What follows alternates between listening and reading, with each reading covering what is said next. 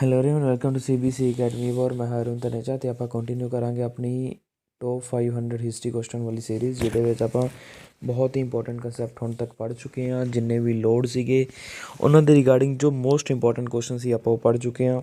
ਉਸ ਤੋਂ ਬਾਅਦ ਆਪਾਂ ਪਹਿਲਾਂ ਪੜ੍ਹਿਆ ਸੀਗਾ ਐਡਵੈਂਟ ਆਫ ਯੂਰੋਪੀਅਨ ਅਤੇ ਆਪਣੀਆਂ ਕੁਛ ਵਾਰਸ ਬਾਰੇ ਪੜ੍ਹ ਚੁੱਕੇ ਹਾਂ। 1857 ਦੇ ਰਿਵੋਲਟ ਬਾਰੇ ਪੜ੍ਹ ਚੁੱਕੇ ਹਾਂ ਆਪਾਂ। ਸੋ ਜਿਨ੍ਹਾਂ ਨੇ ਵੀ ਪੁਰਾਣੇ ਲੈਕਚਰਸ ਨਹੀਂ ਵੇਖੇ, ਜਾ ਕੇ ਜ਼ਰੂਰ ਵੇਖੋ, ਐਕਸਟ੍ਰੀਮਲੀ ਇੰਪੋਰਟੈਂਟ ਹੈ ਤੁਹਾਡੇ ਐਗਜ਼ਾਮ ਦੇ ਲਈ। ਬਾਕੀ ਜਿਹੜੀ ਸਾਡੀ ਐਪ ਹੈਗੀ ਹੈ CBC ਐਗਜ਼ਾਮ ਗੁਰੂ ਐਪ, ਤੁਸੀਂ ਡਾਊਨਲੋਡ ਕਰ ਸਕਦੇ ਹੋ ਪਲੇ ਸਟੋਰ ਤੋਂ, ਅਤੇ ਅਵੇਲੇਬਲ ਹੈਗੀ ਹੈ। ਬਹੁਤ ਹੀ ਈਜ਼ੀ ਹੈ ਅਸੈਸ ਕਰਨਾ, ਤੁਸੀਂ ਡਿਵਰਸ ਬੈਨੀਫਿਟ ਉਠਾ ਸਕਦੇ ਹੋ, ਜਿਵੇਂ ਕਿ ਪ੍ਰੀਵੀਅਸ ਈਅਰ ਪੇਪਰਸ ਮਿਲ ਜਾਣਗੇ ਤੁਹਾਨੂੰ, ਨਵੇਂ ਜੋਬ ਅਲਰਟਸ ਵੇਖਣ ਨੂੰ ਮਿਲ ਸਕਦੇ ਹੈ, ਅਤੇ ਜਿਹੜੀ ਵੀ ਨਵੀਂ ਅਸੀਂ ਵੀਡੀਓ ਪੋਸਟ ਕਰਦੇ ਹਾਂ ਉਹਦੇ ਬਾਰੇ ਜਾਣਕਾਰੀ ਮਿਲ ਸਕਦੀ ਹੈ। ਹੋਰ ਵੀ ਬਹੁਤ ਸਾਰੇ ਪੇਡ ਕੋਰਸਿਸ ਹੈਗੇ ਆ ਜੋ ਤੁਹਾਡੇ ਲਈ ਰੈਲੇਵੈਂਟ ਹੋਣਗੇ। ਪੰਜਾਬ PCS ਲਈ, ਤਹਿਸੀਲਦਾਰ, ਨਾਇਬ ਤਹਿਸੀਲਦਾਰ ਲਈ, ਪਟਵਾਰੀ ਲਈ ਜੋ ਮੋਸਟ ਐਪਰੀਸ਼ੀਏਬਲ ਕੋਰਸ ਹੈਗਾ ਸਾਡਾ ਪਟਵਾਰੀ ਦਾ। ਉਸ ਤੋਂ ਬਾਅਦ ਤੁਹਾਨੂੰ ਜੋ ਬੈਨੀਫਿਟ ਮਿਲ ਸਕਦਾ ਹੈ ਕਿ ਅਪਡੇਟਿਡ ਕਰੰਟ ਅਫੇਅਰਸ ਤੁਹਾਨੂੰ ਉੱਥੇ ਮਿਲ ਸਕਦੇ ਜੋ ਐਗਜ਼ਾਮ ਦੇ ਪਰਟੀਕੂਲਰਲੀ ਪੰਜਾਬ ਦੇ ਐਗਜ਼ਾਮ ਦੇ ਲਈ ਰੈਲੇਵੈਂਟ ਹੈਗੇ ਆ। ਅਤੇ ਜੇ ਤੁਸੀਂ ਇਹਨਾਂ ਦੀ PDF ਚਾਹੁੰਦੇ ਹੋ ਤਾਂ ਜਿਹੜਾ ਸਾਡਾ ਟੈਲੀਗ੍ਰਾਮ ਚੈਨਲ ਹੈਗਾ ਤੁਸੀਂ ਜੁਆਇਨ ਕਰ ਸਕਦੇ ਹੋ ਵਾਲਾ। ਸੋ ਆਪਾਂ ਸਟਾਰਟ ਕਰਦੇ ਹਾਂ। ਤੁਸੀਂ ਮੈਨੂੰ ਫੋਲੋ ਕਰ ਸਕਦੇ ਹੋ ARNTANEJ07 ਅਤੇ ਜੋ ਵੀ ਤੁਹਾਡੇ ਰਿਵਿਊਜ਼ ਹੈਗੇ ਆ ਜਾਂ ਹੋਰ ਕੀ ਕਿਸੇ ਤਰ੍ਹਾਂ ਦੀ ਕਿਊਰੀਜ਼ ਹੈਗੀਆਂ ਤੁਸੀਂ ਪੁੱਛ ਸਕਦੇ ਹੋ ਉੱਥੋਂ। ਸੋ ਆਪਾਂ ਸਟਾਰਟ ਕਰਦੇ ਹਾਂ ਆਪਣਾ ਅੱਜ ਦਾ lecture. So who led the revolt of Santhals. ਹੁਣ ਆਪਾਂ ਕੱਲ੍ਹ ਪੜ੍ਹਿਆ ਸੀਗਾ ਵੀ ਜਿਹੜੀ ਸੰਥਲ ਰਿਬੇਲੀਅਨ ਸੀਗਾ ਉਹ 1855 ਤੋਂ ਲੈ ਕੇ 1856 ਤੱਕ ਹੋਇਆ ਸੀਗਾ। ਸੋ ਇਹ ਰਿਬੇਲੀਅਨ ਹੋਇਆ ਕਿੱਥੇ ਸੀਗਾ? ਇਹ ਹੋਇਆ ਸੀਗਾ ਛੋਟਾ ਨਾਗਪੁਰ ਪਲੇਚੂ ਦੇ ਏਰੀਆ ਦੇ ਵਿੱਚ, ਜਾਂ ਕਹਿ ਸਕਦੇ ਜਿਹੜਾ ਹੁਣ ਪ੍ਰੈਜ਼ੈਂਟ ਬਿਹਾਰ ਹੈਗਾ, ਜਾਂ ਕਹਿ ਸਕਦੇ ਹਾਂ ਵੀ ਝਾਰਖੰਡ ਹੈਗਾ ਐਟ ਪ੍ਰੈਜ਼ੈਂਟ। ਬਿਹਾਰ ਅਤੇ ਝਾਰਖੰਡ ਦਾ ਜਿਹੜਾ ਕਹਿ ਸਕਦੇ ਦੋਨਾਂ ਦਾ ਕਾਮਨ ਰੀਜਨ ਸੀਗਾ, ਉਹਦੇ ਵਿਚਕਾਰ ਹੋਇਆ ਸੀਗਾ ਇਹ ਵਾਲਾ ਜਿਹੜਾ ਰਿਵੋਲਟ ਹੋਇਆ ਸੀਗਾ ਸੰਥਲ ਰਿਬੇਲੀਅਨ। ਐਕਸਟ੍ਰੀਮਲੀ ਇੰਪੋਰਟੈਂਟ ਹੈਗਾ ਐਗਜ਼ਾਮ ਪੁਆਇੰਟ ਆਫ ਵਿਊ ਤੋਂ। ਸੋ ਇਹ ਪਹਿਲਾਂ ਜਿਹੜਾ ਕੁਐਸਚਨ ਬਣਦਾ ਹੈ ਵੀ ਸੰਥਲ ਰਿਬੇਲੀਅਨ 'ਚੋਂ ਆਪਾਂ ਨੂੰ ਪੁੱਛਿਆ ਜਾਊਗਾ ਵੀ ਸੰਥਲ ਰਿਬੇਲੀਅਨ ਹੋਇਆ ਕਿੱਥੇ ਸੀਗਾ, ਤਾਂ ਆਪਣਾ ਆਨਸਰ ਆ ਜਾਊਗਾ ਛੋਟਾ ਨਾਗਪੁਰ ਪਲੇਚੂ 'ਤੇ ਹੋਇਆ ਸੀਗਾ। ਠੀਕ ਹੈ ਜੀ। ਫਿਰ ਉਸ ਤੋਂ ਬਾਅਦ ਆਪਾਂ ਨੂੰ ਪੁੱਛ ਲਿਆ ਜਾਊਗਾ ਵੀ ਇਹ ਕਦੋਂ ਹੋਇਆ ਸੀਗਾ, ਤਾਂ ਆਪਣਾ ਆਨਸਰ ਆ ਜਾਊਗਾ 1855 ਤੋਂ ਲੈ ਕੇ 1856 ਦੇ ਵਿਚਕਾਰ ਹੋਇਆ ਸੀਗਾ। ਫਿਰ ਜੋ ਨੈਕਸਟ ਕੁਐਸਚਨ ਬਣਦਾ ਵੀ 1800 ਜਿਹੜਾ ਸੰਥਲ ਰਿਬੇਲੀਅਨ ਸੀਗਾ ਇਹਨੂੰ ਖ਼ਤਮ ਕਿਹਨੇ ਕੀਤਾ ਸੀ, ਤਾਂ ਆਪਣਾ ਆਨਸਰ ਆ ਜਾਊਗਾ ਲਾਰਡ ਡਲਹੌਜ਼ੀ ਨੇ ਇਸ ਰਿਬੇਲੀਅਨ ਨੂੰ ਖ਼ਤਮ ਕੀਤਾ ਸੀਗਾ। ਜਾਂ ਆਪਾਂ ਨੂੰ ਇਸ ਢੰਗ ਦੇ ਨਾਲ ਪੁੱਛਿਆ ਜਾ ਸਕਦਾ ਵੀ ਸੰਥਲ ਰਿਬੇਲੀਅਨ ਦੇ ਦੌਰਾਨ ਕਿਹੜਾ ਲੋਰਡ ਸੀਗਾ, ਜਾਂ ਕਹਿ ਸਕਦੇ ਕਿਹੜਾ ਗਵਰਨਰ ਜਨਰਲ ਸੀ, ਤਾਂ ਆਪਣਾ ਆਨਸਰ ਆ ਜਾਊਗਾ ਲਾਰਡ ਡਲਹੌਜ਼ੀ ਸੀਗੇ ਜੋ ਸੰਥਲ ਰਿਬੇਲੀਅਨ ਦੇ ਟਾਈਮ 'ਤੇ ਸੀਗੇ। ਸੋ ਨੈਕਸਟ ਕੁਐਸਚਨ ਕੀ ਬਣ ਸਕਦਾ ਸੰਥਲ ਰਿਬੇਲੀਅਨ 'ਚੋਂ ਵੀ ਸੰਥਲ ਰਿਬੇਲੀਅਨ ਦੇ ਲੀਡਰ ਕੌਣ ਸੀਗੇ, ਤਾਂ ਦੋ ਲੀਡਰ ਸੀਗੇ ਸਿੰਧੂ ਕਾਨੂੰ ਅਤੇ ਭੈਰਵ ਚੰਦ।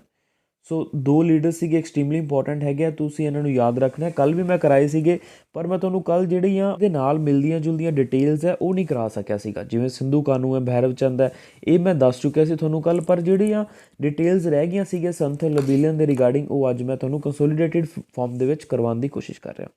ਸੋ ਜਿਹੜਾ ਨੈਕਸਟ ਕੁਐਸਚਨ ਸੀਗਾ which of the following uprising occurred in the Maharashtra ਦੇ ਵਿੱਚ ਕਿਹੜੀ ਅਪਰਾਈਜ਼ਿੰਗ ਹੋਈ ਸੀਗੀ, ਤਾਂ ਆਪਣਾ ਆਨਸਰ ਆ ਜਾਊਗਾ ਭੀਲ ਅਪਰਾਈਜ਼ਿੰਗ ਹੋਈ ਸੀਗੀ।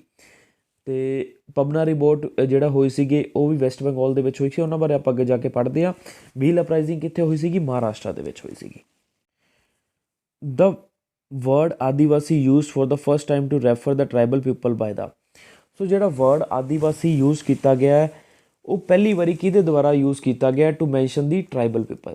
ਸੋ ਟਰਾਈਬਲ ਪੀਪਲ ਨੂੰ ਪਹਿਲੀ ਵਾਰੀ ਆਦੀਵਾਸੀ ਕਿਹਨੇ ਕਿਹਾ ਹੈ, ਤਾਂ ਆਪਣਾ ਆਨਸਰ ਆ ਜਾਊਗਾ UPSC ਦਾ ਪੁੱਛਿਆ ਹੋਇਆ ਕੁਐਸਚਨ ਹੈਗਾ ਠੱਕਰ ਬੱਪਾ ਨੇ ਇਹ ਵਾਲਾ ਵਰਡ ਯੂਜ਼ ਕੀਤਾ ਸੀਗਾ ਫॉर ਦੀ ਟਰਾਈਬਲਸ। ਠੀਕ ਹੈ ਜੀ। ਮੋਪਲਾ ਰਿਵੋਲਟ ਇਨ 1921 ਟੁੱਕ ਪਲੇਸ ਇਨ।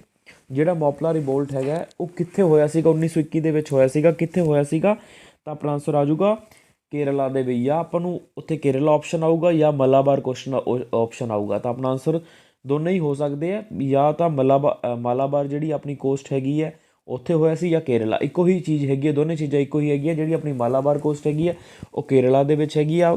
ਕਈ ਵਾਰੀ ਤਾਂ ਆਪਾਂ ਨੂੰ ਮਾਲਾਬਾਰ ਆਪਸ਼ਨ ਦੇ ਦਿੱਤਾ ਜਾਂਦਾ, ਕਈ ਵਾਰੀ ਕੇਰਲਾ ਦਿੱਤਾ ਜਾਂਦਾ। ਸੋ ਆਪਾਂ ਕਨਫਿਊਜ਼ ਨਹੀਂ ਹੋਣਾ ਦੋਨੋਂ ਚੀਜ਼ਾਂ ਦੇ ਵਿੱਚ। ਸੋ ਜਿਹੜਾ ਰਿਵੋਲਟ ਹੈਗਾ ਐਕਸਟ੍ਰੀਮਲੀ ਇੰਪੋਰਟੈਂਟ ਰਿਵੋਲਟ ਹੈਗਾ, ਕਿਉਂਕਿ ਜਿਹੜੇ ਪੀਜ਼ੈਂਟ ਸੀਗੇ ਉਹ ਮੁਸਲਿਮ ਸੀਗੇ ਅਤੇ ਜਿਹੜੇ ਉੱਤੇ ਲੈਂਡਲੋਰਡ ਸੀਗੇ ਜਿਨ੍ਹਾਂ ਵਿਰੁੱਧ ਇਹ ਰਿਵੋਲਟ ਹੋਇਆ ਸੀਗਾ ਉਹ ਹਿੰਦੂ ਸੀਗੇ। ਸੋ ਇਹਨੂੰ ਹਿੰਦੂ ਮੁਸਲਿਮ ਦਾ ਰਿਵੋਲਟ ਵੀ ਮੰਨਿਆ ਜਾਂਦਾ ਹੈ।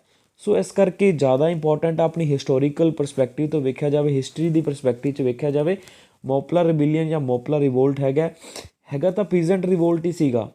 ਇਹ ਹੋਇਆ ਹਿੰਦੂਆਂ ਅਤੇ ਮੁਸਲਮਾਨਾਂ ਦੇ ਵਿਚਕਾਰ ਸੀਗਾ। ਉਹਨਾਂ ਦੀ ਆਪਸੀ ਦੁਸ਼ਮਣੀ ਕਾਰਨ ਇਹ ਰਿਵੋਲਟ ਨਹੀਂ ਹੋਇਆ ਸੀਗਾ। ਜਿਹੜੇ ਜ਼ਿਮੀਂਦਾਰ ਸੀਗੇ ਸਪਰੈਸ ਕਰ ਰਹੇ ਸੀਗੇ। ਉੱਥੇ ਭਾਵੇਂ ਕੋਈ ਮੁਸਲਿਮ ਜ਼ਿਮੀਂਦਾਰ ਵੀ ਹੁੰਦੇ ਤਾਂ ਰਿਵੋਲਟ ਇੱਦਾਂ ਹੀ ਹੋਣਾ ਸੀਗਾ। ਪਰ ਇਹਨੂੰ ਬਾਅਦ ਦੇ ਵਿੱਚ ਰਿਲੀਜੀਅਸ ਕਵਰ ਜਾਂ ਕਹਿ ਸਕਦੇ ਹਾਂ ਰਿਲੀਜੀਅਸ ਜਿਹੜਾ ਇਹਨੂੰ ਕਲਰ ਦੇ ਦਿੱਤਾ ਗਿਆ ਬਾਅਦ ਦੇ ਵਿੱਚ, ਵੀ ਰਿਲੀਜੀਅਸ ਐਂਗਲ ਦੇ ਦਿੱਤਾ ਗਿਆ ਵੀ ਹਾਂ ਹਿੰਦੂ ਅਤੇ ਮੁਸਲਿਮ ਦਾ ਰਿਵੋਲਟ ਸੀਗਾ ਇਹ, ਠੀਕ ਹੈ। ਆਪਸ ਦੇ ਵਿੱਚ ਲੜਾਈ ਹੋਈ ਸੀਗੀ, ਕਮਿਊਨਲ ਵਾਰ ਸੀਗਾ। ਪਰ ਇਹ ਕਿਤੇ ਵੀ ਮਤਲਬ ਇੱਥੇ ਅਗਰ ਹਿੰਦੂ ਜ਼ਿਮੀਂਦਾਰ ਨਹੀਂ ਹੁੰਦੇ ਤਾਂ ਮੁਸਲਿਮ ਹੁੰਦੇ ਤਾਂ ਉਹਨਾਂ ਖਿਲਾਫ ਵੀ ਉਹਨਾਂ ਨੇ ਇੱਦਾਂ ਹੀ ਪ੍ਰਦਰਸ਼ਨ ਕਰਨਾ ਸੀਗਾ, ਕਿਉਂਕਿ ਉਹਨਾਂ ਨੂੰ ਉਹ ਜ਼ਿਮੀਂਦਾਰ ਸਪਰੈਸ ਕਰ ਰਹੇ ਸੀ, ਉਹਨਾਂ ਦੀ ਜ਼ਮੀਨਾਂ ਖੋਹ ਰਹੇ ਸੀਗੇ। ਸੋ ਇਸ ਚੀਜ਼ ਨੂੰ ਤੁਸੀਂ ਧਿਆਨ ਦੇ ਵਿੱਚ ਰੱਖਣਾ ਹੈ।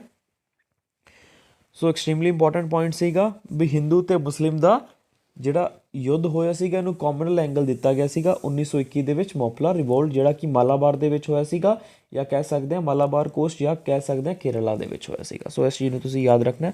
ਸੋ ਆਪਾਂ ਨੈਕਸਟ 'ਤੇ ਮੂਵ ਕਰਦੇ ਹਾਂ। ਸੋ ਨੈਕਸਟ ਹੈਗਾ ਇਹਨਾਂ ਦਾ ਕਰੋਨੋਲੋਜੀਕਲ ਆਰਡਰ ਜਾਂ ਉਹਨਾਂ ਦੀ ਪਲੇਸ ਹੈਗੀ ਹੈ, ਉਹ ਆਪਾਂ ਨੂੰ ਯਾਦ ਕਰਨੀ ਐਕਸਟ੍ਰੀਮਲੀ ਇੰਪੋਰਟੈਂਟ ਹੈਗੀ ਹੈ।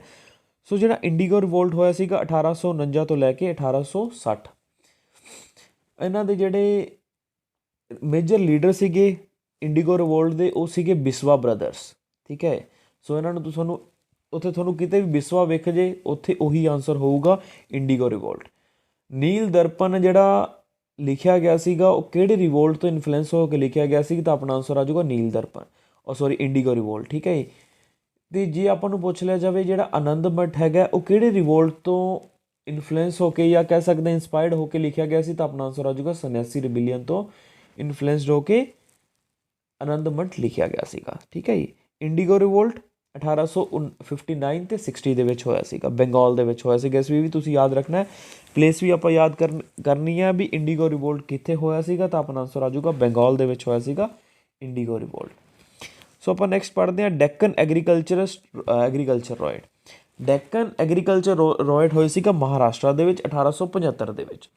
ਸੋ ਇਹਨਾਂ ਦਾ ਜਿਹੜਾ ਕਰੋਨੋਲੋਜੀਕਲ ਆਰਡਰ ਹੈ ਆਪਣੇ ਕੋਲ ਪਹਿਲਾਂ ਉਹੀ ਪੁੱਛ ਲਿਆ ਜਾਂਦਾ ਵੀ ਦੋਨਾਂ ਦਾ ਕਰੋਨੋਲੋਜੀਕਲ ਆਰਡਰ ਦੱਸ ਦਿਓ ਆਪਾਂ ਨੂੰ। ਇੰਡੀਗੋ ਰਿਵੋਲਟ ਪਹਿਲਾਂ ਹੋਏ ਸੀਗੇ, ਡੈਕਨ ਰਿਵੋਲਟ ਪਹਿਲਾਂ ਹੋਏ ਸੀ, ਤਾਂ ਆਪਣਾ ਆਨਸਰ ਆ ਜਾਊਗਾ ਇੰਡੀਗੋ ਰਿਵੋਲਟ ਪਹਿਲਾਂ ਹੋਏ ਸੀਗੇ। ਸੋ ਜਿਹੜਾ ਬਿਰਸਾ ਮੁੰਡਾ ਅਪਰਾਈਜ਼ਿੰਗ ਹੈਗਾ ਉਹ ਹੋਈ ਸੀਗੀ 1899 ਤੋਂ ਲੈ ਕੇ 1900 ਦੇ ਵਿੱਚ। ਸੋ ਇਹ ਜਿਹੜੀ ਬਿਰਸਾ ਮੁੰਡਾ ਨੇ ਲੀਡ ਕੀਤੀ ਸੀਗੀ। ਜਿਹੜੇ ਰਿਵੋਲਟ ਦੇ ਕਾਰਨ ਸੀਗੇ ਲਗਭਗ ਸੇਮ ਸੀਗੇ ਵੀ ਇੱਕ ਤਾਂ ਸਭ ਤੋਂ ਪਹਿਲਾਂ ਜਿਹੜਾ ਕਾਰਨ ਹੋ ਜਾਂਦਾ ਵੀ ਬ੍ਰਿਟੇਨ ਦਾ ਓਪਰੈਸਿਵ ਰੂਲ, ਠੀਕ ਹੈ। ਸੋ ਸਭ ਤੋਂ ਵੱਡਾ ਕਾਰਨ ਇਹ ਬਣ ਜਾਂਦਾ। ਸੋ ਸੈਕਿੰਡ ਮੋਸਟ ਇੰਪੋਰਟੈਂਟ ਕੀ ਹੁੰਦਾ ਵੀ ਜਿਹੜੀਆਂ ਉਹਨਾਂ ਦੀ ਜ਼ਮੀਨਾਂ ਚਲੀਆਂ ਗਈਆਂ ਸੀਗੀਆਂ ਜ਼ਿਮੀਂਦਾਰਾਂ ਨੂੰ ਪਰਮਾਨੈਂਟ ਲੈਂਡ ਸੈਟਲਮੈਂਟ ਸਿਸਟਮ ਦੇ ਅੰਡਰ।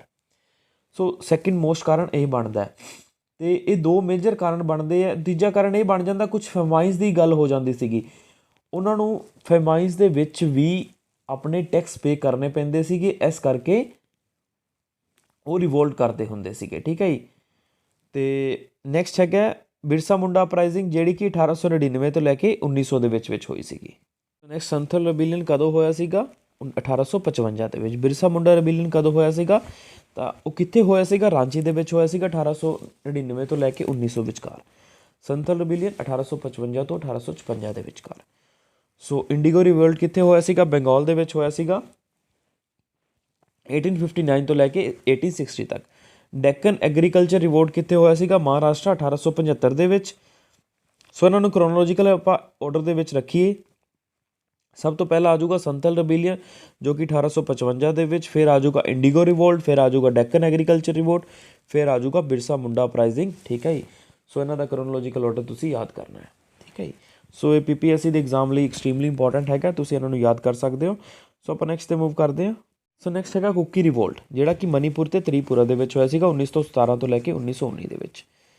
ਸੋ ਕੁੱਕਾ ਰਿਵੋਲਟ ਹੋਇਆ ਸੀਗਾ ਪੰਜਾਬ ਦੇ ਵਿੱਚ, ਜਿਵੇਂ ਆਪਾਂ ਕੱਲ੍ਹ ਪੜ੍ਹਿਆ ਸੀਗਾ ਬਾਬਾ ਰਾਮ ਸਿੰਘ ਜਿਹੜੇ ਇਹਦੇ ਲੀਡ ਕਰ ਰਹੇ ਸੀਗੇ ਰਿਵੋਲਟ ਨੂੰ 1840 ਤੋਂ ਲੈ ਕੇ 1875 ਦੇ ਵਿੱਚ। ਪਬਨਾ ਰਿਵੋਲਟ ਕਿੱਥੇ ਹੋਇਆ ਸੀਗਾ, ਬੰਗਾਲ ਦੇ ਵਿੱਚ ਹੋਇਆ ਸੀਗਾ। ਬਿਰਸਾ ਮੁੰਡਾ ਰਿਵੋਲਟ ਕਿੱਥੇ ਹੋਇਆ ਸੀਗਾ, ਰਾਂਚੀ ਦੇ ਵਿੱਚ ਹੋਇਆ ਸੀਗਾ, ਜਿਵੇਂ ਆਪਾਂ ਪੜ੍ਹਿਆ 1899 ਤੋਂ ਲੈ ਕੇ 1900 ਤੱਕ। ਐਟ ਪ੍ਰੈਜ਼ੈਂਟ ਉਦੋਂ ਬਿਹਾਰ ਹੁੰਦਾ ਸੀਗਾ, ਹੁਣ ਦਾ ਝਾਰਖੰਡ ਹੈਗਾ, ਠੀਕ ਹੈ ਜੀ। ਸੋ ਇਸ ਚੀਜ਼ ਨੂੰ ਤੁਸੀਂ ਧਿਆਨ ਦੇ ਵਿੱਚ ਰੱਖਣਾ। ਬਿਰਸਾ ਮੁੰਡਾ ਦੁਆਰਾ ਲੀਡ ਕੀਤਾ ਗਿਆ ਸੀਗਾ ਮੁੰਡਾ ਰਿਵੋਲਟ ਜਿਹੜਾ ਕਿ 1899 ਤੋਂ ਲੈ ਕੇ 1900 ਦੇ ਵਿਚਕਾਰ ਹੋਇਆ ਸੀਗਾ। ਪਬਨਾ ਰਿਵੋਲਟ ਕਿੱਥੇ ਹੋਇਆ ਸੀਗਾ, ਬੰਗਾਲ ਦੇ ਵਿੱਚ, ਅਤੇ ਕਦੋਂ ਹੋਇਆ ਸੀਗਾ 1873 ਤੋਂ ਲੈ ਕੇ 1875 ਤੱਕ, ਠੀਕ ਹੈ ਜੀ। ਤੇ ਡੈਕਰ ਰਿਵੋਲਟ ਤੋਂ ਪਹਿਲਾਂ ਪਵਨਾ ਰਿਵੋਲਟ ਹੋਏ ਸੀਗੇ, ਇਹ ਵੀ ਤੁਸੀਂ ਯਾਦ ਰੱਖਣਾ। ਸਭ ਤੋਂ ਪਹਿਲਾਂ ਆਪਾਂ ਲਾ ਲਾਂਗੇ ਸੰਥਲ ਰਿਬੇਲੀਅਨ, ਜੇ ਆਪਾਂ ਮੋਟੀ ਮੋਟਾ ਵੇਖੀਏ। ਫਿਰ ਆ ਜਾਊਗਾ ਇੰਡੀਗੋ ਰਿਵੋਲਟ, ਫਿਰ ਆ ਜਾਊਗਾ ਆਪਣਾ ਪਵਨਾ ਰਿਵੋਲਟ, ਠੀਕ ਹੈ ਜੀ। ਫਿਰ ਆ ਜਾਊਗਾ ਆਪਣੀ ਬਿਰਸਾ ਮੁੰਡਾ ਅਪਰਾਈਜ਼ਿੰਗ, ਠੀਕ ਹੈ ਜੀ। ਸੋ ਇਸ ਚੀਜ਼ ਨਾਲ ਤੁਸੀਂ ਧਿਆਨ ਦੇ ਵਿੱਚ ਰੱਖਣਾ। ਅਤੇ ਸਭ ਤੋਂ ਪਹਿਲਾਂ ਕਿਹੜਾ ਆ ਜਾਊਗਾ, ਸੰਨਿਆਸੀ ਰਿਬੇਲੀਅਨ, ਜਿਹੜਾ ਕਿ 1770 ਈਸਵੀ ਦੇ ਵਿੱਚ ਹੀ ਹੋ ਗਿਆ ਸੀਗਾ। ਹੁਣ ਆਪਾਂ ਜਿੰਨੇ ਵੀ ਰਿਵੋਲਟ ਪੜ੍ਹੇ ਆ ਸਾਰੇ ਦੇ ਸਾਰੇ 1800 ਈਸਵੀ ਦੇ ਨਾਲ ਹੈਗੇ ਆ। ਉਹ 1770 ਈਸਵੀ ਦੇ ਵਿੱਚ ਹੀ ਵਾਪਰ ਗਿਆ ਸੀਗਾ ਸੰਨਿਆਸੀ ਰਿਬੇਲੀਅਨ। ਜਿਹਦੇ 'ਤੇ ਲਿਖਿਆ ਗਿਆ ਸੀਗਾ ਆਨੰਦ ਭੱਟ ਨਾਵਲ, ਕਿਹਦੇ ਦੁਆਰਾ ਲਿਖਿਆ ਗਿਆ ਸੀਗਾ, ਬੰਕਿਮ ਚੰਦਰ ਚੈਟਰਜੀ ਦੁਆਰਾ, ਠੀਕ ਹੈ ਜੀ। ਸੋ ਇਹਨਾਂ ਚੀਜ਼ਾਂ ਨੂੰ ਧਿਆਨ ਦੇ ਵਿੱਚ ਰੱਖਣਾ। ਸੋ ਹੁਣ ਆਪਾਂ ਐਜੂਕੇਸ਼ਨ ਬਾਰੇ ਪੜ੍ਹਾਂਗੇ ਵੀ ਐਜੂਕੇਸ਼ਨ ਦੀ ਡਿਵੈਲਪਮੈਂਟ ਬਾਰੇ ਜਿਹੜੇ ਵੀ ਕੁਐਸਚਨ ਬਣਨਗੇ ਹੁਣੇ ਉਹਨਾਂ ਬਾਰੇ ਆਪਾਂ ਡਿਸਕਸ ਕਰਾਂਗੇ। ਸੋ ਬਹੁਤ ਹੀ ਪ੍ਰੀਸਾਈਜ਼ ਤਰੀਕੇ ਦੇ ਨਾਲ ਤੁਸੀਂ ਯਾਦ ਕਰਨਾ ਚੀਜ਼ਾਂ ਨੂੰ। Where was the first madrasa was set up by the British in India. So ਪਹਿਲਾ ਸਭ ਤੋਂ ਜਿਹੜਾ ਮਦਰਸਾ ਬ੍ਰਿਟਿਸ਼ ਦੁਆਰਾ ਇੰਡੀਆ ਦੇ ਵਿੱਚ ਇਸਟੈਬਲਿਸ਼ ਕੀਤਾ ਗਿਆ ਸੀ, ਉਹ ਕਿੱਥੇ ਕੀਤਾ ਗਿਆ ਸੀ ਅਤੇ ਕਿਹਦੇ ਦੁਆਰਾ ਕੀਤਾ ਗਿਆ ਸੀਗਾ। ਇਹ UPSC ਦਾ 2018 ਦਾ ਪੁੱਛਿਆ ਹੋਇਆ ਕੁਐਸਚਨ ਹੈਗਾ। ਉੱਦਾਂ ਹੀ ਤੁਹਾਡੇ ਕੋਲੋਂ ਪੁੱਛ ਲਿਆ ਮੈਂ, ਥੋੜ੍ਹਾ ਜਿਹਾ ਸਿੰਪਲ ਫਾਰਮ ਦੇ ਵਿੱਚ ਬਣਾ ਕੇ ਪੁੱਛ ਲਿਆ ਮੈਂ ਵੀ ਜਿਹੜਾ ਸਭ ਤੋਂ ਪਹਿਲਾ ਮਦਰਸਾ ਸੀਗਾ ਉਹ ਕੈਲਕਾਟਾ ਦੇ ਵਿੱਚ ਇਸਟੈਬਲਿਸ਼ ਕੀਤਾ ਗਿਆ ਸੀਗਾ 1781 ਦੇ ਵਿੱਚ ਬਾਈ ਦੀ ਵਾਰਨ ਹੈਸਟਿੰਗ। ਕਿਹਦੇ ਦੁਆਰਾ ਇਸਟੈਬਲਿਸ਼ ਕੀਤਾ ਗਿਆ ਸੀਗਾ, ਵਾਰਨ ਹੈਸਟਿੰਗ ਦੁਆਰਾ ਪਹਿਲਾ ਮਦਰਸਾ ਆਪਣਾ ਇਸਟੈਬਲਿਸ਼ ਕੀਤਾ ਗਿਆ ਸੀਗਾ। ਕਦੋਂ ਕੀਤਾ ਗਿਆ ਸੀਗਾ, 1781 ਦੇ ਵਿੱਚ, ਠੀਕ ਹੈ ਜੀ। ਕਿੱਥੇ ਕੀਤਾ ਗਿਆ ਸੀਗਾ, ਕੈਲਕਾਟਾ ਦੇ ਵਿੱਚ ਕੀਤਾ ਗਿਆ ਸੀਗਾ। ਸੋ ਇਹ ਸਾਰੀਆਂ ਚੀਜ਼ਾਂ ਤੁਸੀਂ ਯਾਦ ਰੱਖਣੀਆਂ, ਐਕਸਟ੍ਰੀਮਲੀ ਇੰਪੋਰਟੈਂਟ ਹੈਗੀਆਂ। So who founded the first Sanskrit Mahavidyalaya at the Varanasi. So ਕਿਹਨੇ ਫਾਊਂਡ ਕੀਤਾ ਸੀਗਾ ਸੰਸਕ੍ਰਿਤ ਮਹਾਵਿਦਿਆਲਿਆ ਨੂੰ ਵਾਰਾਣਸੀ ਦੇ ਵਿੱਚ, ਤਾਂ ਆਪਣਾ ਆਨਸਰ ਆ ਜਾਊਗਾ ਜੌਨਥਨ ਡੰਕਨ ਨੇ ਫਾਊਂਡ ਕੀਤਾ ਸੀਗਾ। ਸੋ ਇਹ ਵੀ UPSC ਦਾ ਪੁੱਛਿਆ ਹੋਇਆ ਕੁਐਸਚਨ ਹੈਗਾ। ਸੋ ਇਹ ਉਮੀਦ ਕਰ ਸਕਦੇ ਆਪਣੇ ਜਿਹੜੇ PCS ਦਾ ਐਗਜ਼ਾਮ ਆਊਗਾ ਉਹਦੇ ਵਿੱਚ ਪੁੱਛੇ ਜਾ ਸਕਦੇ ਆ ਕੁਐਸਚਨ, ਕਿਉਂਕਿ ਆਲਮੋਸਟ ਜਿਹੜੇ PCS ਦੇ ਪੇਪਰ ਹੁੰਦੇ ਆ UPSC ਦੇ ਨਾਲ ਰਿਜ਼ੈਂਬਲੈਂਸ ਹੁੰਦੀ ਹੈ ਉਹਨਾਂ ਦੀ, ਉੱਥੋਂ ਬੋਰੋ ਕੀਤੇ ਹੁੰਦੇ ਆ ਆਲਮੋਸਟ ਐਗਜ਼ਾਮ ਜੇ ਆਪਾਂ ਕਹੀਏ ਤਾਂ। So first Sanskrit Mahavidyalaya at Varanasi ਕਿਹਨੇ ਇਸਟੈਬਲਿਸ਼ ਕੀਤਾ ਸੀ, ਤਾਂ ਆਪਣਾ ਆਨਸਰ ਆ ਜਾਊਗਾ ਜੋਨਾਥਨ ਡੰਕਨ ਨੇ ਇਸਟੈਬਲਿਸ਼ ਕੀਤਾ ਸੀਗਾ ਸੰਸਕ੍ਰਿਤ ਦਾ ਫਸਟ ਮਹਾਵਿਦਿਆਲਿਆ, ਠੀਕ ਹੈ ਜੀ। ਸੋ ਇਸ ਚੀਜ਼ ਨੂੰ ਤੁਸੀਂ ਧਿਆਨ ਦੇ ਵਿੱਚ ਰੱਖਣਾ। ਸੋ ਆਪਾਂ ਨੈਕਸਟ 'ਤੇ ਮੂਵ ਕਰਦੇ ਹਾਂ।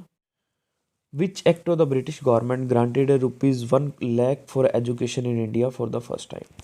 ਸੋ ਕਿਹੜਾ ਇਹੋ ਜਿਹਾ ਐਕਟ ਸੀਗਾ ਜਿਹੜਾ ਬ੍ਰਿਟਿਸ਼ਰ ਦੁਆਰਾ ਇਨੈਕਟ ਕੀਤਾ ਗਿਆ ਸੀ, ਜਿਹਦੇ ਵਿੱਚ ਆਪਣੀ ਜਿਹੜੀ ਐਜੂਕੇਸ਼ਨ ਨੂੰ 1 ਲੱਖ ਰੁਪਏ ਦਾ ਗ੍ਰਾਂਟ ਦਿੱਤੀ ਗਈ ਸੀ ਪਹਿਲੀ ਵਾਰੀ।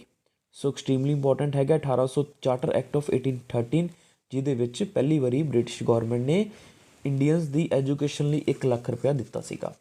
ਇਹਦੇ ਰਾਹੀਂ ਹੀ, ਇਸ ਐਕਟ ਦੇ ਰਾਹੀਂ ਹੀ ਜਿਹੜੀ ਬ੍ਰਿਟੇਨ ਦੀ ਮੋਨੋਪੋਲੀ ਸੀ ਆਪਣੀ ਟ੍ਰੇਡ ਦੇ ਵਿੱਚ, ਈਸਟ ਇੰਡੀਆ ਕੰਪਨੀ ਸੀਗੀ, ਈਸਟ ਇੰਡੀਆ ਕੰਪਨੀ ਦੀ ਮੋਨੋਪੋਲੀ ਸੀ ਟ੍ਰੇਡ ਦੇ ਵਿੱਚ, ਇੰਡੀਆ ਦੇ ਵਿੱਚ ਟ੍ਰੇਡ ਦੇ ਵਿੱਚ, ਉਹ ਖ਼ਤਮ ਕੀਤੀ ਗਈ ਸੀਗੀ। ਸੋ ਇਹ ਵੀ, ਅਤੇ ਕ੍ਰਿਸਚਨ ਮਿਸ਼ਨਰੀਜ਼ ਦਾ ਆਉਣਾ ਇੰਡੀਆ ਦੇ ਵਿੱਚ ਇਹ ਵੀ ਅਲਾਓ ਕੀਤਾ ਗਿਆ ਸੀਗਾ।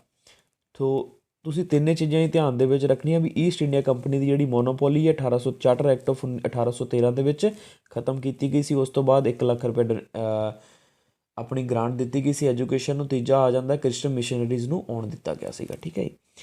Charles Wood dispatch was related with which of the following. ਜਿਹੜਾ ਵੁੱਡ ਡਿਸਪੈਚ ਕਮਿਸ਼ਨ ਹੈਗਾ ਉਹ ਕਿਹਦੇ ਰਿਗਾਰਡਿੰਗ ਹੈਗਾ, ਤਾਂ ਆਪਣਾ ਆਨਸਰ ਆ ਜਾਊਗਾ ਐਜੂਕੇਸ਼ਨ ਦੇ ਰਿਗਾਰਡਿੰਗ ਹੈਗਾ, ਜੋ ਕਿ 1853 ਦੇ ਵਿੱਚ ਆਇਆ ਸੀਗਾ during the time of Lord Dalhousie. So ਬਹੁਤ ਸਾਰੀਆਂ ਰੈਕੋਮੈਂਡੇਸ਼ਨ ਦਿੱਤੀਆਂ ਸੀਗੀਆਂ ਵੁੱਡ ਡਿਸਪੈਚ ਨੇ, ਅਤੇ ਵੁੱਡ ਡਿਸਪੈਚ ਨੂੰ ਮੈਗਨਾ ਕਾਰਟਾ ਆਫ ਆਵਰ ਆਪਣਾ ਐਜੂਕੇਸ਼ਨ ਸਿਸਟਮ ਵੀ ਕਿਹਾ ਜਾਂਦਾ ਹੈ, ਕਿਉਂਕਿ ਜਿਹੜਾ ਆਲਮੋਸਟ ਆਪਣਾ ਐਜੂਕੇਸ਼ਨ ਸਿਸਟਮ ਹੈਗਾ ਵੁੱਡ ਡਿਸਪੈਚ ਤੋਂ ਹੀ ਚੱਲਿਆ ਆ ਰਿਹਾ। ਅਤੇ ਹੁਣ ਤੱਕ ਜਿੰਨੀਆਂ ਵੀ ਆਪਾਂ ਵੇਖਦੇ ਹਾਂ ਉਹ ਸਾਰੀਆਂ ਦੀ ਸਾਰੀਆਂ ਵੁੱਡ ਡਿਸਪੈਚ ਤੋਂ ਹੀ ਆਪਣੀਆਂ ਉੱਭਰ ਕੇ ਆਈਆਂ, ਜਾਂ ਕਹਿ ਸਕਦੇ ਹਾਂ ਜਿਹੜੀਆਂ ਆਪਣਾ ਹੁਣ ਦਾ ਪ੍ਰੈਜੈਂਟ ਐਜੂਕੇਸ਼ਨ ਸਿਸਟਮ ਆਪਾਂ ਵੁੱਡ ਡਿਸਪੈਚ ਦੇ ਨਾਲ ਰਿਲੇਟ ਕਰ ਸਕਦੇ ਹਾਂ, ਠੀਕ ਹੈ ਜੀ। ਸੋ ਆਪਾਂ ਪੜ੍ਹਦੇ ਹਾਂ ਵੁੱਡ ਡਿਸਪੈਚ ਬਾਰੇ ਕੁਝ ਸਰਟਨ ਚੀਜ਼ਾਂ ਹੈਗੀਆਂ।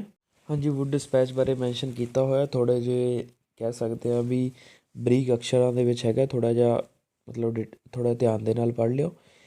In 1853, the renewal of the Charter Act, it was realized that the systematic pattern of the education was necessary for India. As a result, Wood Dispatch was issued with the Sir Charles Wood as the president of the Board of the Control of Education. The main objective of the Wood Dispatch was the import of the Western knowledge to the Indian people and also develop their intellect and the moral character.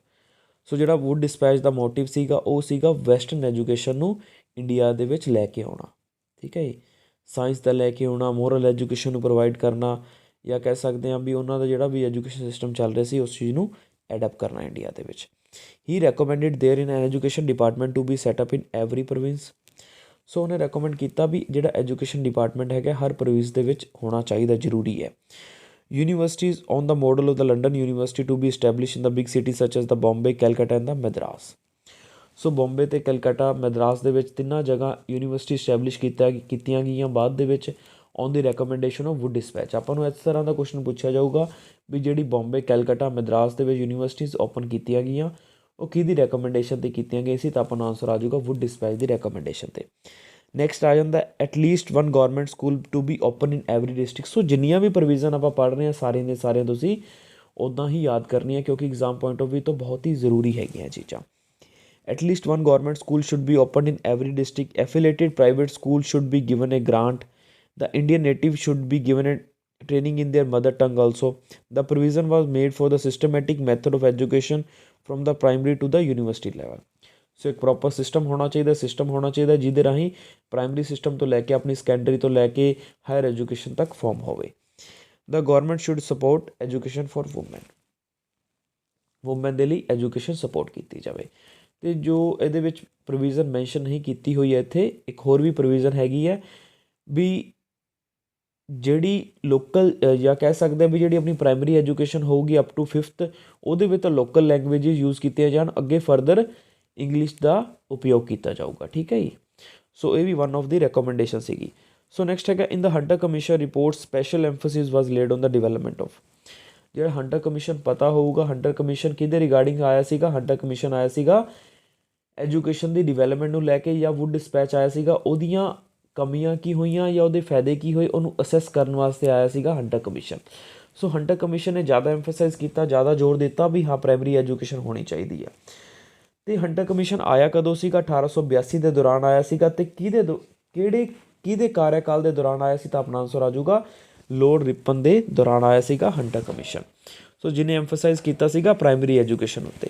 So next ਹੈਗਾ when was the national council of education established. So national council for education ਕਦੋਂ establish ਹੋਈ ਸੀ? ਤਾਂ ਆਪਣਾ answer ਆ ਜਾਊਗਾ ਅਗਸਤ 1906 ਦੇ ਵਿੱਚ। ਐਕਸਟ੍ਰੀਮਲੀ ਇੰਪੋਰਟੈਂਟ ਪੁਆਇੰਟ ਹੈਗਾ, ਇਹਨੂੰ ਤੁਸੀਂ ਐਪਰੋਪ੍ਰੀਏਟਲੀ ਯਾਦ ਕਰ ਲੈਣਾ। ਹੰਟਰ ਕਮਿਸ਼ਨ ਕਦੋਂ ਆਇਆ ਸੀਗਾ? 1882 ਦੇ ਵਿੱਚ। ਅਤੇ ਕਿਹਦੇ ਉੱਤੇ ਜ਼ਿਆਦਾ ਐਮਫਸਾਈਜ਼ ਕੀਤਾ ਸੀਗਾ? ਤਾਂ ਆਪਣਾ ਆਨਸਰ ਆ ਜਾਊਗਾ ਪ੍ਰਾਇਮਰੀ ਐਜੂਕੇਸ਼ਨ ਉੱਤੇ ਜ਼ਿਆਦਾ ਐਮਫਸਿਸ ਕੀਤਾ ਸੀਗਾ। ਕਿਹਦੇ ਦੌਰਾਨ ਆਇਆ ਸੀਗਾ? ਲੋਰਡ ਰਿਪਨ ਦੇ ਦੌਰਾਨ ਆਇਆ ਸੀਗਾ। ਨੈਸ਼ਨਲ ਕਾਊਂਸਲ ਫॉर ਐਜੂਕੇਸ਼ਨ ਕਦੋਂ ਐਸਟੈਬਲਿਸ਼ ਹੋਈ ਸੀ? ਤਾਂ ਆਪਣਾ ਆਨਸਰ ਆ ਜਾਊਗਾ 1906 ਦੇ ਦੌਰਾਨ ਹੋਈ ਸੀਗੀ, ਅਗਸਤ 1906 ਦੇ ਦੌਰਾਨ। ਅਤੇ ਆਪਣਾ ਵੁੱਡ ਡਿਸਪੈਚ ਕਦੋਂ ਆਇਆ ਸੀਗਾ? ਵੁੱਡ ਡਿਸਪੈਚ ਆਇਆ ਸੀਗਾ 1853 ਦੇ ਦੌਰਾਨ। ਅਤੇ ਲੋਰਡ ਕਿਹੜਾ ਸੀਗਾ? Lord Dalhousie. ਨੈਕਸਟ ਹੈਗਾ Sadler commission was related to. Sadler commission ਵੀ ਐਜੂਕੇਸ਼ਨ ਦੇ ਰਿਲੇਟਿਡ ਹੈਗਾ। ਹੁਣ ਤੱਕ ਆਪਾਂ 3 ਕਮਿਸ਼ਨ ਪੜ੍ਹੇ ਹੈ, ਹੰਟਰ ਕਮਿਸ਼ਨ ਹੋ ਗਿਆ, ਸੈਡਲਰ ਕਮਿਸ਼ਨ ਹੋ ਗਿਆ, ਵੁੱਡ ਡਿਸਪੈਚ ਹੋ ਗਿਆ। ਸੋ ਸਾਰੇ ਦੇ ਸਾਰੇ ਕਿਹਦੇ ਨਾਲ ਰਿਲੇਟਿਡ ਹੈਗੇ? ਐਜੂਕੇਸ਼ਨ ਦੇ ਨਾਲ ਰਿਲੇਟਿਡ ਹੈਗੇ ਆ। ਸੋ ਇਹਨਾਂ ਨੂੰ ਤੁਸੀਂ ਇੱਦਾਂ ਹੀ ਯਾਦ ਕਰ ਲੈਣਾ। When did the British government appoint Sadler university commission for the reform is education.